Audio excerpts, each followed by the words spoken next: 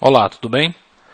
Hoje a gente vai dar continuação a mais uma aula do curso de Linux. Objetivos: estender mais um pouco o assunto sobre redirecionamento de entrada e saída. Falar qual é a diferença entre link simbólico e hard link, quando utilizar um ou outro. Além disso, uma parte bem importante dessa aula é a parte de documentação no Linux. Como saber mais sobre comandos, como aprofundar mais. Em um curso é praticamente impossível eu passar todos os comandos, inclusive com a grande variedade de parâmetros que ele tem, é praticamente impossível. Então a ideia é ensinar você a pescar. Então apresentar os comandos mais importantes, tá? Para que você saiba pelo menos a função de cada um, para quando você precisar você saber buscar essas informações através de manuais. Além disso, eu vou falar sobre comandos de busca no sistema de arquivos, que é algo essencial, mais comandos para manipulação de arquivos de texto e introdução a metacaracteres. Então é importante que você tenha aí agora um terminal para que possa praticar. Bom, aqui no slide 3, a gente tem uma figura interessante. Imagine que esse primeiro cubo azul é um comando. E o segundo cubo verde também é um comando. Tá? Quando a gente executa um comando no terminal, esse comando ele tem a chance de ser executado com sucesso ou gerar algum erro. Por exemplo, eu listar o diretório corrente, ele vai listar para mim quais os arquivos ou subdiretórios estão nesse diretório corrente. Então a saída padrão é o stdout standard output. Ok, é a tela. Por padrão, a saída é a tela. A gente tem o stderr, que é a saída de erro. Por exemplo, eu vou tentar listar um arquivo que não existe. Ele dá arquivo ou diretório não encontrado. Isso é uma saída de erro. Agora, um comando pode receber a saída de um outro comando. Ou seja, eu posso fazer com que o stdout de um comando vire o stdin de outro comando. Certo? Por exemplo, eu mando listar um diretório com o comando ls e eu gostaria da listagem ser ordenada. Então o que eu faço? Eu pego a saída do comando ls, faço essa saída virar a entrada do comando sort, que ordena, né? E o que eu estou fazendo? Eu estou pegando um stdout e encaminhando, redirecionando para o stdin, para a entrada de um comando. Isso a gente faz através do pipe, que é aquela barra vertical. Então é por meio do pipe que é possível encaminhar a saída de um comando como entrada de outro. Então nessa figura, o primeiro cubo representa um comando canalizando a sua saída para o comando 2, representado pelo cubo verde. Então a saída padrão do comando 1 se transforma em entrada do segundo comando. Vamos ao próximo slide. Veja só, no slide a gente tem a saída aqui que o ls está gerando, ou seja, ele está dando um ls na raiz. Se a gente colocar ls espaço raiz, a saída padrão é a tela. Vamos supor que essa saída fosse muito grande, né? Maior do que a capacidade do terminal. Veja um comando interessante para esse teste. O ls espaço "-r", ele vai listar, além desses diretórios, todo o conteúdo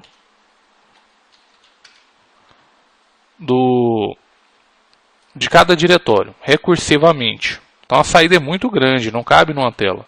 Então o que eu poderia fazer? Pipe, para redirecionar a saída, para canalizar a saída do ls para, por exemplo, o more, que faz paginação. Então, ele vai paginar e eu vou dando Enter para ir mostrando os arquivos. Sai com a tecla Q. Tá? Eu só posso descer com o comando more. Não tem como subir. Q para sair. Se eu utilizar o comando less, aí eu já consigo subir e descer com as setas aí do seu teclado. Q para sair. Então veja a importância de você canalizar a saída para um outro comando. Outro exemplo interessante é com o comando xargs. Tá? A função do comando xargs é construir lista de parâmetros e passá-la para a execução de outros programas ou instruções. Para ficar mais claro, vamos fazer o terceiro exemplo aí do slide 4, tá? ls barra. Se eu fizer simplesmente assim, ele está mostrando para mim 3 linhas, onde cada linha tem 8 colunas, né? Eu poderia formatar isso aí de uma melhor maneira, né? Ou nem querendo dizer melhor maneira, uma maneira que você precise, né? Então a ideia é ensinar a ferramenta. Quando você vai utilizar, aí é outro depende do que você precisa fazer no script, basicamente. Por exemplo, vamos colocar aqui, ó, o ls listando a raiz, encaminhando a saída para o xarg. O xarg está com parâmetro "-n", recebendo o valor 2. Então veja que ele vai listar o quê? Em 2 colunas. 3 colunas. E assim sucessivamente. Daqui a pouco a gente vai ver alguns exemplos mais avançados. Ok. Vamos diminuir aqui o terminal para a gente conseguir ver um exemplo interessante. Vamos mandar uma linha com o conteúdo Linux, macOS, FreeBSD, OpenBSD.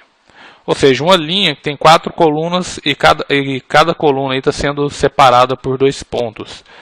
Vou mandar isso aí para o arquivo teste.txt em /tmp. Opa, aqui deu permissão negada. Vamos fazer o seguinte. Vamos mandar para o /root. Opa, não estou como root, né? Então vamos virar root.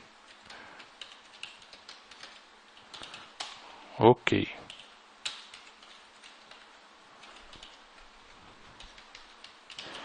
Vamos digitar aqui novamente porque ficou no histórico do usuário comum que a gente estava logado.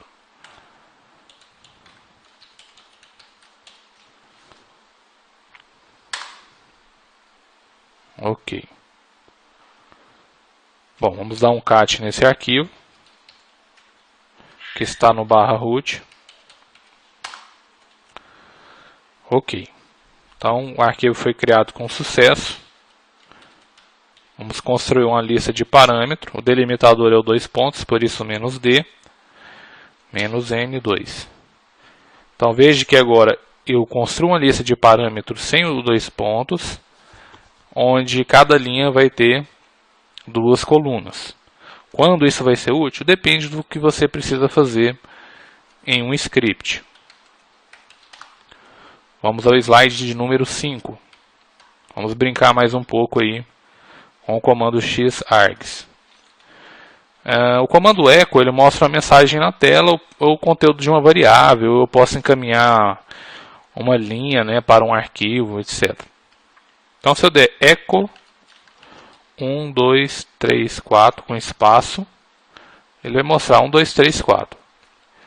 Se eu quiser formatar isso aqui com uma lista de parâmetros 2 a 2, ele pega primeiro 1, 2, depois 3, 4. Ok. Vamos olhar o comando find. O comando find ele serve para buscar arquivos ou diretórios no sistema de arquivos através de características dos mesmos. O que é uma característica de um arquivo diretório? Nome, tamanho, data de criação, data de modificação, permissões, etc. Então aqui ele está mandando procurar dentro do /tmp arquivos que têm extensão tmp. Então ele encontrou 3 arquivos, certo? Se eu quiser mandar o xargs remover esses arquivos, na verdade aqui ele retornou diretórios, tá? Por isso que ele não deixou remover simplesmente com um rm. Mas se fossem arquivos, ele removeria um a um, tá? Do resultado do comando find. Então o comando find vai buscar no /tmp todos os arquivos com extensão .tmp. Eu canalizo a saída para o comando xargs, passando o comando para ele rm, que remove arquivo, e ele executa. Como ele encontrou, na verdade, diretórios com a extensão .tmp, eu teria que ter colocado -rf. R para ser remoção recursiva e F para forçar. Como eu não sei para que está sendo utilizado esse diretório, eu não vou pedir para remover. Então fica o exemplo dessa maneira.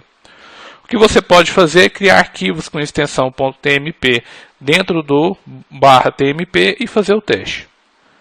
Tá? Vamos fazer um teste aqui então juntos, porque eu não sei qual programa que está utilizando esses 3 arquivos, então eu vou evitar de removê-los. Tá? Então eu vou criar aqui teste.tmp, o comando touch ele cria arquivos vazios, vamos colocar teste 2, teste 3, ok. Usando o comando find, mandando só buscar os arquivos, no caso arquivos e diretórios com extensão tmp, veja só.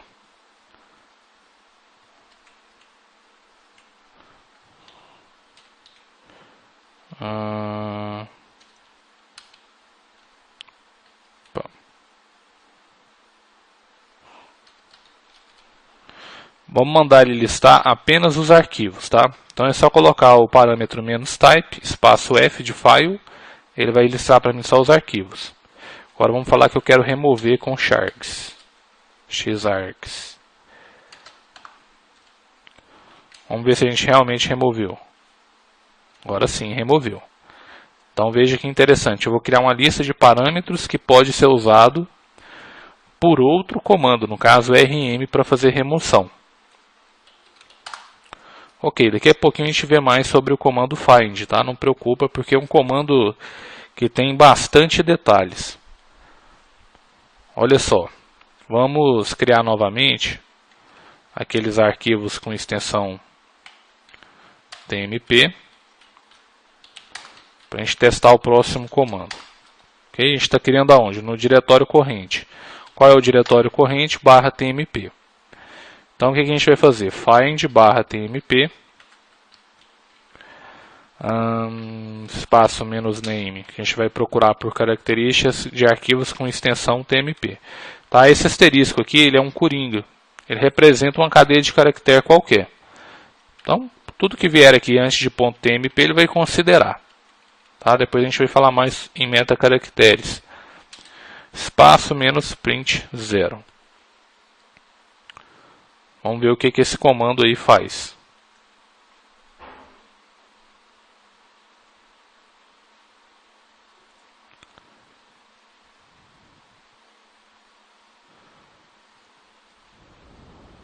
Bom, vamos lá.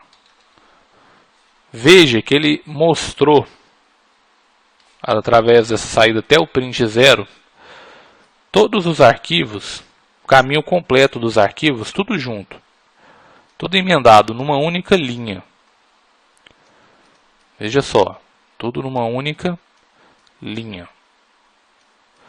Vamos tirar esse print 0 para ver como que ele mostraria. Então ele mostraria cada arquivo separado, cada arquivo diretório, né, separado por uma quebra de linha. Ok? Bom,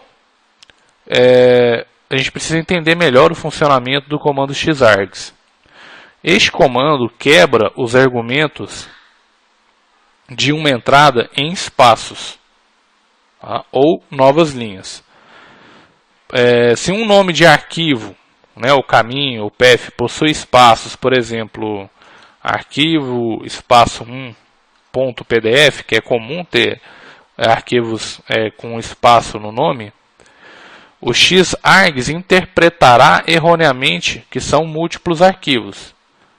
Tá? Ele vai interpretar que existe um arquivo chamado arquivo e um arquivo chamado 1.pdf, e não é verdade. Então, a solução para isso é usar o comando xargs com o parâmetro menos 0. Ok? O xargs separará os nomes de arquivos por null, ao invés de espaço em branco. Só que para isso o comando find precisará também do parâmetro print0. Tá? Esse print0 aí é do comando find. Para quê? Porque isso vai colocar um null entre o nome de arquivo, entre nome de arquivos ao invés de uma nova linha. Tá? Porque senão não vai funcionar corretamente. Então eu vou gerar uma única linha, tudo junto, desses arquivos.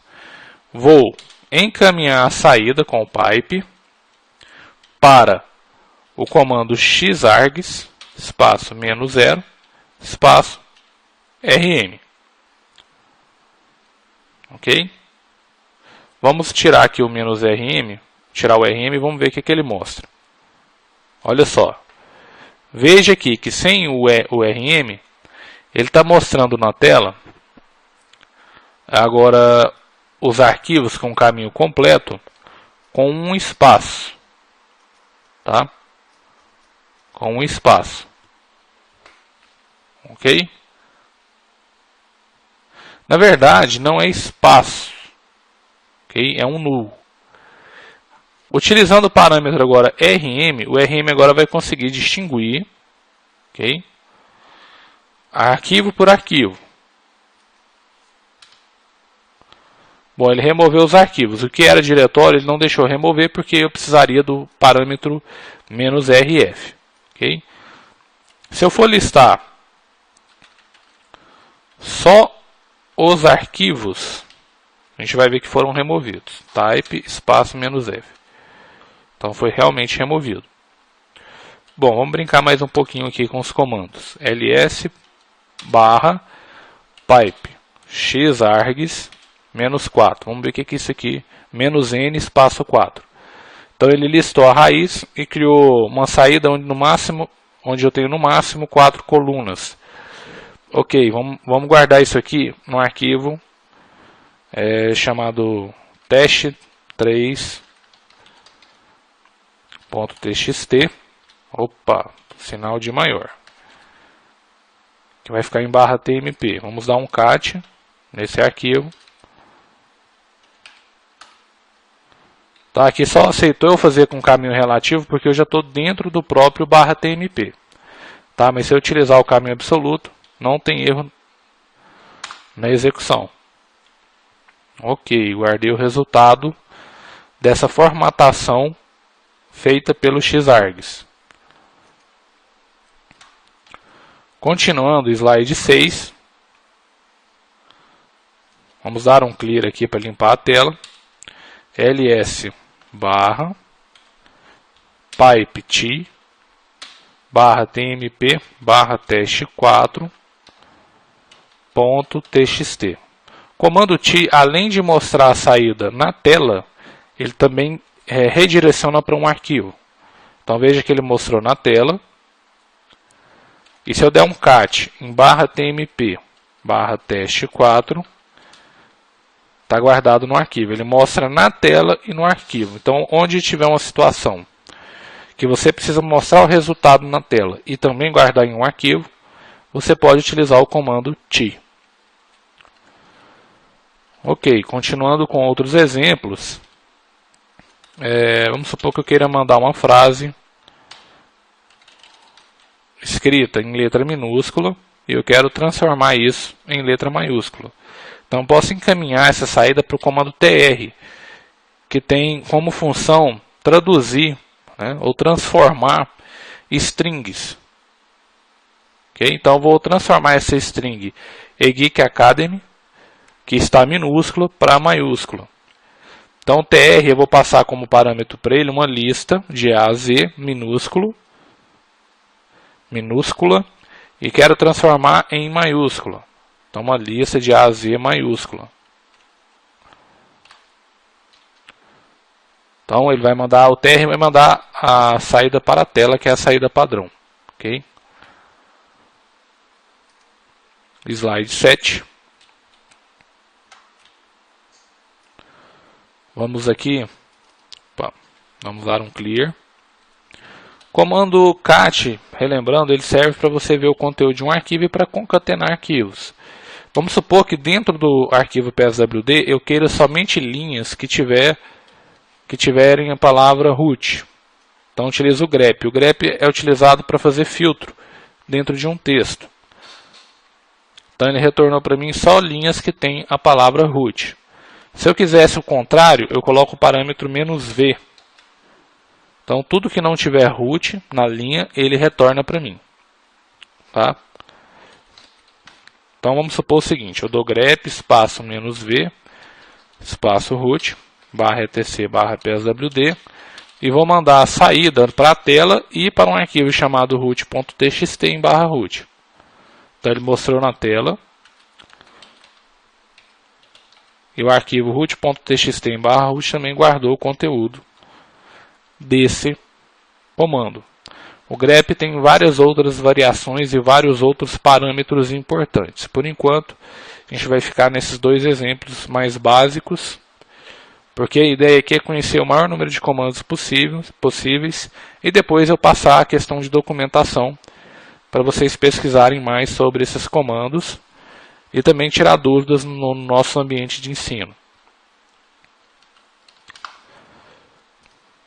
Vamos ao slide número 8. Vamos falar agora sobre links simbólicos, ou sim links, é a mesma coisa. Um link ele serve para apontar para um arquivo ou diretório em qualquer lugar. Funciona em vários sistemas de arquivos, o link simbólico, ou seja, eu posso criar um link simbólico num sistema de arquivos ext3 apontando para um arquivo que vai estar numa partição com ext4 ou NTFS, que é o que o Windows utiliza. Funciona para arquivos ou diretórios que estão em outras partições ou discos. Funciona em sistemas de arquivos remotos, como Network File System. Ocupa pouco espaço e não funciona se o arquivo original for removido. Dá um link quebrado. Tá? É como se fosse um atalho, o link simbólico. Vamos criar um link simbólico. Vamos copiar o arquivo /etc /pswd para o /tmp. Então a gente vai entrar no /tmp, eu já estava nele, mas para confirmar, pwd. Tá? Muito cuidado para não remover esse arquivo pswd que fica no /etc, porque é um arquivo que guarda informações sobre todos os usuários do seu sistema. Tá? Então muito cuidado, por isso que eu estou copiando esse arquivo para o /tmp para poder fazer os testes com tranquilidade, tá? E não danificar esse arquivo. Ok, então a gente vai criar um link simbólico. Para isso é o comando ln espaço "-s, o arquivo origem, tá? Você pode utilizar o caminho absoluto, mas como eu já estou dentro do /tmp, eu vou utilizar caminho relativo. E vou chamar esse link de link.simbólico. O nome fica a seu critério. Ok? Se eu der um ls espaço "-l no link simbólico, eu vou ver que esse cara é um link. Veja que o primeiro caractere aqui retorna um L. Quando retorna um L, significa que é um link. Quando retorna só um hífen, um tracinho, isso significa que ele é um arquivo de texto, o que é o caso do pswd. Então o primeiro caractere indica o tipo do arquivo. Se for um diretório, vai retornar D, letra D, aqui de directory. Ok, e veja que no caso do link simbólico, ele vai mostrar um azul claro, apontando para o arquivo original. Tá? Vamos fazer uma cópia desse pswd e vamos criar aqui um arquivo, copiar um arquivo e chamá-lo de pswd2. Então é o mesmo arquivo. Okay? Se eu der um stat em pswd, eu vou ter todas as informações sobre esse arquivo. Nome, tamanho, quantidade de blocos usados, blocos I/O, que tipo de arquivo, aqui é um arquivo comum, tá? O dispositivo, inode, que é o código de um arquivo, quantidade de link, permissões, que a gente ainda vai falar, quem é o dono, quem é o grupo, a quem pertence esse arquivo, timestamps de acesso, modificação, alteração, etc. Okay? Importante aqui é o inode, que é o que identifica esse arquivo. Então aqui a gente tem o número 106.172.61. Tá? Se eu der um stat no link simbólico, ele vai retornar um inode diferente. Okay? Isso é importante. Você vai entender daqui a pouco, quando a gente for falar sobre hard link. Então, os inodes do link simbólico com o arquivo original são diferentes. Tá? Então, cada arquivo tem seu próprio inode. Ok? É isso que eu quero que você entenda a princípio. Ok. Outra forma de descobrir o inode é o parâmetro "-i" do comando ls. Tá? Então, vamos ser mais objetivos. Olha só. Então, a diferença aqui entre o inode de PSWD e o inode do link simbólico. Okay? Na prática, a gente utiliza mais o link simbólico do que o hard link. Eu vou explicar o porquê daqui a pouco. Ok. O hard link, na verdade, não é um link. Ele aponta para o mesmo endereço físico do arquivo, conhecido como inode, que é o que eu acabei de mostrar. Tá? No caso do link simbólico, eles não apontam para o mesmo endereço físico. Os inodes são diferentes. O hard link interessante é o seguinte: se você remover o arquivo original, o hard link ainda continua funcionando. No link simbólico não, se você remover o arquivo original, o seu link fica quebrado e você perde o acesso. Tá? O hard link ele vai possuir o mesmo inode do arquivo original, ou seja, se você remove o arquivo original, você ainda tem um arquivo, um inode, né? Um arquivo apontando para o mesmo inode, um link, um hard link apontando para o mesmo inode do arquivo que foi removido, para a mesma região da memória. Então é como se eu tivesse dois ponteiros, tá? Para a região da memória que tem o conteúdo desse arquivo. Quando a gente remove um arquivo do disco, na verdade a gente está removendo o ponteiro dele. Se a gente utilizar um software de recuperação de arquivos, a gente provavelmente consegue recuperar caso não tiver mais gravações em cima daquela região do disco. Então é possível recuperar por isso, que na verdade eu estou cortando o ponteiro, perdendo o ponteiro. Okay? As limitações do hard link são: o arquivo original e o hard link devem estar localizados no mesmo sistema de arquivo, ou seja, aqui eu não posso ter um hard link no sistema de arquivos ext4 apontando para um arquivo que está no sistema de arquivos NTFS. E não pode apontar para diretórios. Então, isso aqui é a limitação da implementação de cada sistema de arquivos. Então, acaba sendo incompatíveis. Então, por isso que ocorre isso. Tá? Então, o hard link, ele tem que estar, o hard link e o arquivo original, na mesma partição, no mesmo sistema de arquivos, e só pode ser utilizado para arquivos, não pode ser utilizado para diretórios. Vamos entender isso melhor. Ah, então o hard link é uma cópia do arquivo original? Não. Tá? O hard link ele vai apontar para a mesma região de memória que o ponteiro do arquivo original aponta. Então, assim, qualquer alteração que você fizer no arquivo original, você altera o hard link. Na verdade, você não altera o hard link, eles apontam para o mesmo endereço. É simplesmente isso que você tem que entender. Quando eu tenho cópia de arquivo, se eu alterar uma cópia, não quer dizer que o arquivo original vai ser alterado. Então, não posso dizer que é uma cópia. Tá? O legal do hard link é o seguinte, que se eu remover o arquivo original, eu ainda consigo ter acesso ao conteúdo do meu arquivo. Então, vamos criar aqui um hard link. Então, vamos entrar no /tmp. Ok.